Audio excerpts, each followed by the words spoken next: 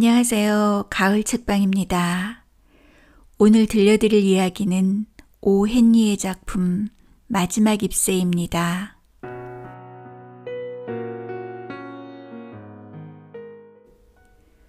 워싱턴 광장 서쪽에 어느 조그만 지역은 도로들이 제멋대로 마구 얽혀 있어서 플레이스라고 부르는 소로들로 갈라져 있다.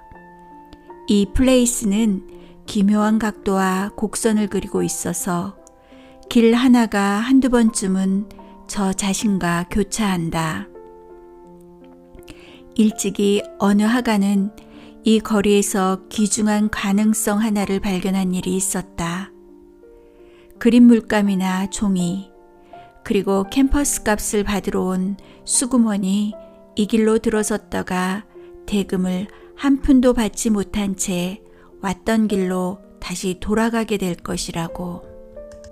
이런 까닭에 화가들은 북향의 창문과 18세기풍의 박공과 네덜란드풍의 다락방과 값싼 셋집을 찾기 위해 이 해묵고 낡아빠진 그리니치 빌리지로 모여들었다.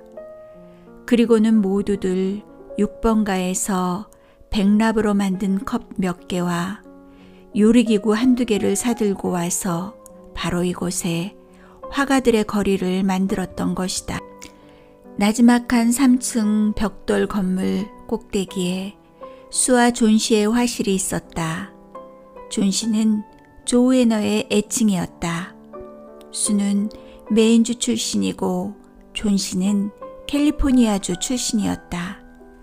8번가에 있는 델모니코 식당의 테이블에서 처음 만난 이 두 사람은 예술이며 치커리 샐러드며 소매가 긴 옷장식 등에서 서로의 취향이 너무도 비슷하다는 것을 발견하고는 우기트합하여 공동으로 화실을 갖게 된 것이다. 그것은 지난 5월에 있었던 일이었다. 11월이 되자 의사들이 폐렴이라 부르는 냉혹하고 눈에 보이지 않는 정체불명의 손님이 이 화가들의 거리에 찾아와서는 그 얼음같이 싸늘한 손가락으로 여기저기 사람들을 건드리며 돌아다녔다. 이 달갑지 않은 손님은 동쪽 저편 동네에서는 대담무쌍하게 활보하면서 벌써 수십 명의 희생자를 냈지만 미로와도 같은 이 좁고 이끼 낀 플레이스에서는 그 발걸음을 조금 늦추었다. 이 폐렴 씨는 소위 말하는 기사도적인 노신사는 아니었다. 캘리포니아주의 미풍에 수척해진 이 작고 연약한 소녀가 숨을 몰아쉬며 피투성이가 된 주먹을 마구 휘둘러대는 이 늙은 사기꾼과 어떻게 공정한 싸움을 할 수 있겠는가. 그러나 존 씨는 그가 휘두른 주먹에 얻어맞고는 페인트 칠을 한 철제 침대에 거의 꼼짝도 못하고 누워서 네덜란드풍의 조그만 창 너머로 건너편 벽돌집의 텅 빈 벽을 바라보고 있었다. 어느 날 아침 분주한 의사가 덥수룩한 회색 눈썹을 찌푸리며 술을 복도로 바삐 불러냈다. 저 아가씨의 병이 나을 가망성은? 글쎄요. 열에 하나 정도라고 할까? 하고 그는 손에 쥔 체온계를 흔들어 내리며 말했다. 그리고 그 가능성이란 것도 저 아가씨가 살고자 하는 의지에 달려 있어요. 지금처럼 장의사나 기다리는 마음가짐으로는 약이고 뭐고 아무 쓸모가 없어요. 당신 친구인 저 아가씨는 자기 병이 낫지 않을 것으로 생각하고 있어요. 혹 저 아가씨에게 무슨 걱정거리라도 있는 게 아니오? 저 애는 언젠가 나폴리만을 그려보고 싶다고 말한 적이 있었어요. 하고 수가 말했다. 그림을? 괜한 소리. 그보다도 저 아가씨가 뭔가 골똘히 생각하고 있을 만한 일이 뭐 없나요? 이를테면 남자 문제라든가. 남자라고요? 하고 수는 퉁명스러운 목소리로 말했다. 남자가 그럴 만한 가치가. 아니요. 선생님 그런 일은 없어요. 그렇다면 이거 문제로군 하고 의사는 말했다. 어쨌든 의술의 힘이 미치는 데까지 내 최대한 노력을 다해보겠소. 하지만 저 환자가 자기 장내 행렬에 올 마차의 수를 세기 시작한다면 아무리 약을 써도 그 효과는 반으로 줄어들거든요. 만약 아가씨가 친구에게 이번 겨울에 유행하게 될 외투 소매의 스타일에 대해 한마디라도 물어볼 정도가 되면 그녀가 살아날 가망성은 10에 하나가 아닌 5에 하나라고 약속할 수 있어요. 의사가 돌아간 뒤에 수는 작업실로 들어가 종이 냅킨이 흠뻑 젖을 정도로 울었다. 그리고 나서 화판을 들고 휘파람으로 재즈를 흥얼거리면서 존 씨의 방으로 들어갔다. 존 씨는 침대 이불 밑에 잔 물결 하나 일으키지 않은 채 얼굴을 창문 쪽으로 돌리고 누워 있었다. 수는 존 씨가 잠들어 있는 줄 알고 휘파람을 그쳤다. 수는 화판을 준비하고는 어느 잡지의 소설에 들어갈 사파를 그리기 시작했다. 젊은 작가와 문학의 길을 개척하기 위해 잡지 소설을 쓰듯이 젊은 화가도 잡지 사파를 그림으로써 미술계의 길을 개척해 나가야 하는 것이다. 수가 그 소설의 주인공인 아이다호주 카우보이의 모습에 말 품평회에서 입을 멋진 승마용 바지와 외알 안경을 그리고 있는데 나지막한 소리가 몇 번씩이나 되풀이해서 들려왔다. 그녀는 얼른 존 씨의 머리맡으로 다가갔다. 존 씨는 눈을 말똥말똥 뜬 채 누워 있었다. 그녀는 창밖을 내다보며 숫자를 그것도 거꾸로 세고 있는 것이었다. 12이라고 말하고는 잠시 후에 11, 그리고 19, 그리고는 연달아 8과 7을 세고 있었다. 수는 걱정스러운 눈으로 창밖을 내다보았다. 도대체 무엇을 세고 있었을까? 보이는 것이라곤 쓸쓸하고 텅 빈 마당과 20피터쯤 떨어진 곳에 있는 벽돌집의 빈 벽분이었다. 그리고 밑둥이 썩고 옹이가 진 아주 오래된 담쟁이 덩굴이 그 벽을 중간쯤까지 타고 올라가 있었다. 싸늘한 가을바람에 담쟁이 잎새들은 거의 다 떨어지고 앙상하게 남은 가지만이 허물어져 가고 있는 벽돌에 매달려 있었다. 뭘 세고 있는 거니? 예, 수가 물었다. 6 하고 존 씨가 거의 속삭이듯 말했다. 이젠 점점 더 빨리 떨어지고 있어. 3일 전엔 100개나 있었어. 그래서 그걸 세려면 골치가 아플 정도였어. 하지만 이젠 편해졌어. 저것 봐. 또 하나 떨어지고 있어. 이제 남아있는 건 5개뿐이야. 뭐가? 5개밖에 남지 않았다는 거야? 어디 말 좀 해봐. 잎새 말이야. 담쟁이 덩굴에 붙어있는 저 잎새들 말이야.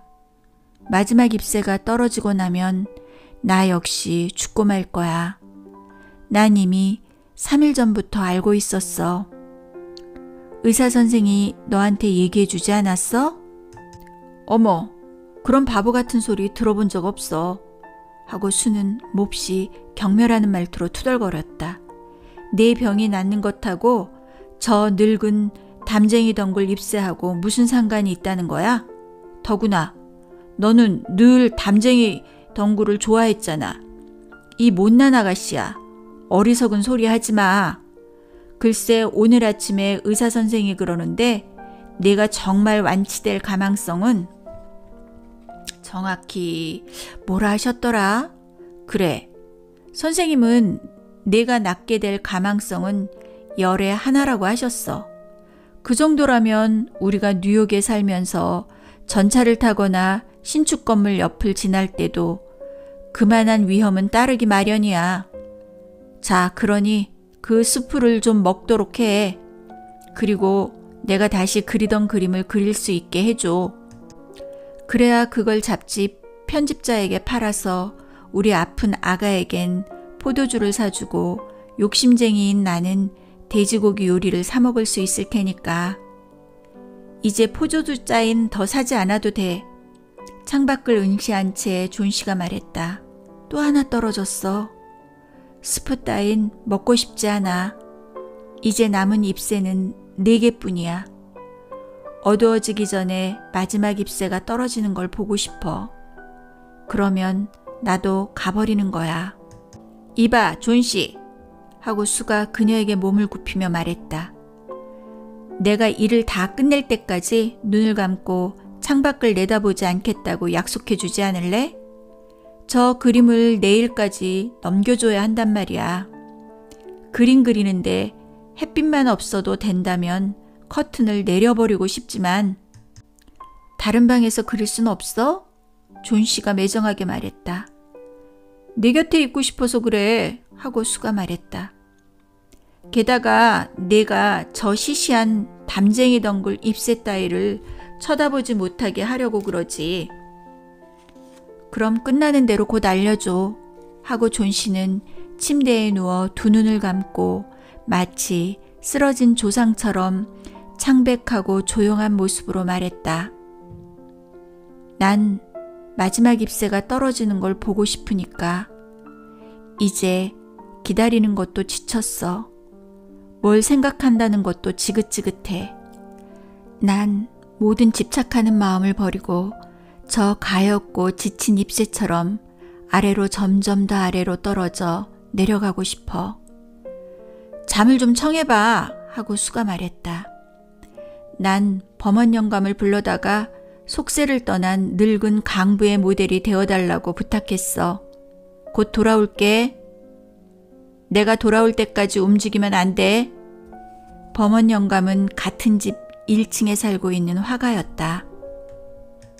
60이 넘은 그는 미켈란젤로가 그린 모 세상의 수염 같은 곱슬 수염을 기르고 있었는데 그 수염은 반인반수 같은 얼굴에서부터 요정처럼 작은 몸을 따라 길게 흘러내리고 있었다. 범원은 실패한 화가였다. 지난 40년간 화피를 잡고 있었지만 아직 예술의 여신 옷자락 근처에도 가까이 가보지 못하고 있었다. 그는 항상 걸작을 그릴 것처럼 말을 했지만 아직 전혀 손도 대지 않고 있었다. 요 몇 년 동안 이따금 상업용이나 광고용으로 서툰 그림을 그렸을 뿐이었다. 그는 전문적인 모델을 쓸 여건이 안 되는 예술인 마을의 젊은 화가들을 위해 모델이 되어주고는 돈 몇 푼 받는 처지였다. 그는 늘 술에 취해 살면서도 여전히 걸작을 그릴 것이라는 이야기를 늘어놓곤 했다. 게다가 그는 체구가 작고 사나운 노인으로 어느 누구든지 무기력한 점이 보이면 마음껏 웃어댔지만 위층의 하슬에 있는 두 젊은 화가들에 대해서만은 그들을 지켜주는 감시견 노릇을 자처하고 있었다. 수가 아래층에 내려가 보니 범원은 어두컴컴한 작업실에서 노간주 나무 열매로 만든 술 냄새를 심하게 풍기며 앉아 있었다. 방 한구석에는 지난 25년 동안 걸작의 첫 일피를 기다리고 있는 아무것도 그려지지 않은 하얀 캔버스가 하가위에 놓여 있었다. 수는 그에게 존 씨의 어리석은 생각을 이야기하며 이 세상에 대한 삶의 의지가 점점 더 약해지면 존 씨는 정말이지 가볍고 부서지기 쉬운 나뭇잎처럼 날아가 버릴지도 모른다고 걱정했다.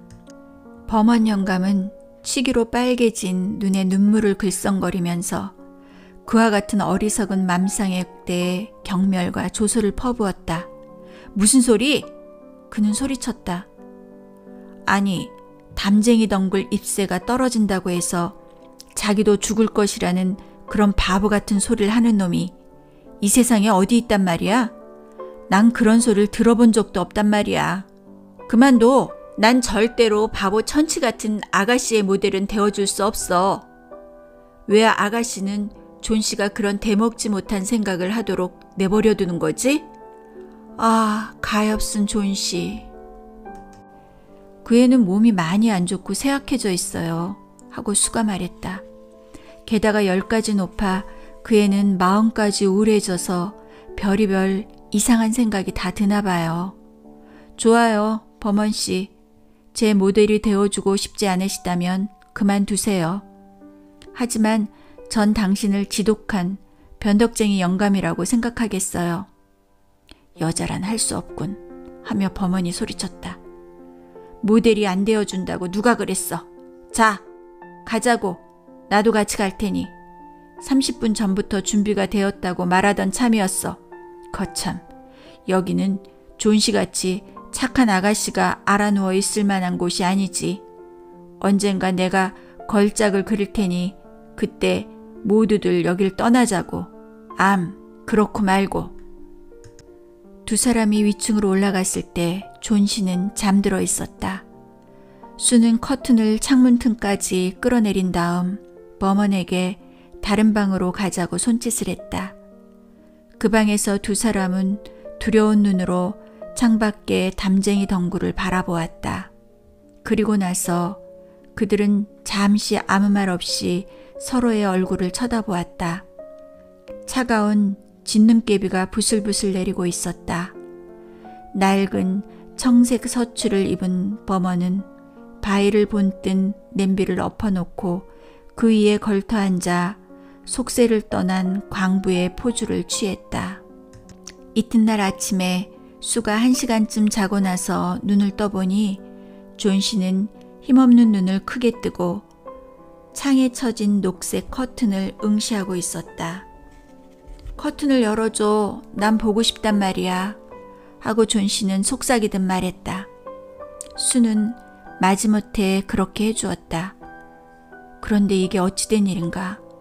밤새도록 비가 내리고 사나운 바람이 휘몰아쳤음에도 벽에는 담쟁이 잎새 하나가 여전히 매달려 있는 것이었다. 그것은 담쟁이 덩굴에 붙어있는 마지막 잎새였다. 잎자루 부분은 아직도 짙은 초록색이지만 들쑥날쑥한 잎 가장자리는 시들어서 누렇게 썩어버린 채 땅에서 20피트쯤 떨어진 위쪽까지에 용감하게 매달려 있었다.